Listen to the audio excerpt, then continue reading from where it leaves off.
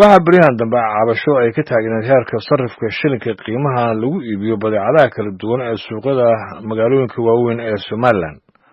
haddaba bangiga dhexe ee Somaliland ayaa wuxuu sheegay inay sameeyeen daraasad lagu kurgalayo arrintaasi.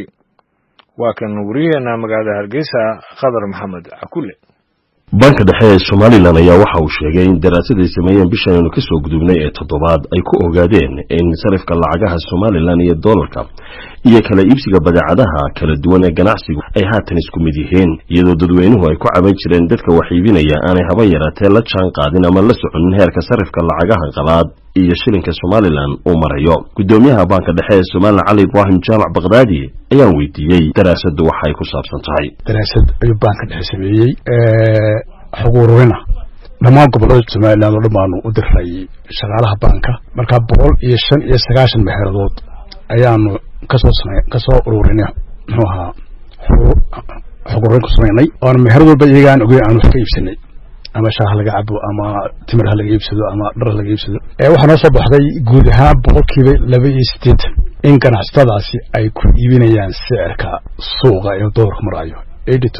2.8 tusaale ahaan gobolka Maroodijeex aynu joognay imika waxaanu booqanay 75 meeradood oo kala gedisan oo isugu jira kaalmaha shidaalka, hodheelada, dugsiyada wax lagu barto, dhakhtarada, bakhaarada, supermarketka waaweyn ayaanu wax ka soo iibsanay. marka waxa noo cadaatay Hargeysa ama gobolka Maroodijeex markaan isku qaado 88 ganacsatadu inay wax ku iibiyaan sicirka dollarka maanta taagan yahay.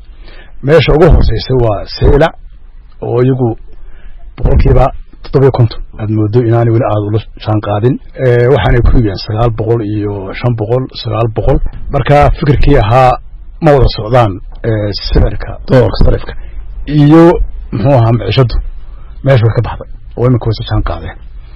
insha Allah daraasadana ayaamaha soo socda ayaanu bulshada u soo bandhigi doonaa iyadoo qoraala ka sii deyn doona warbaahinta degmo gobol iyo sector wise xagga meheradaha.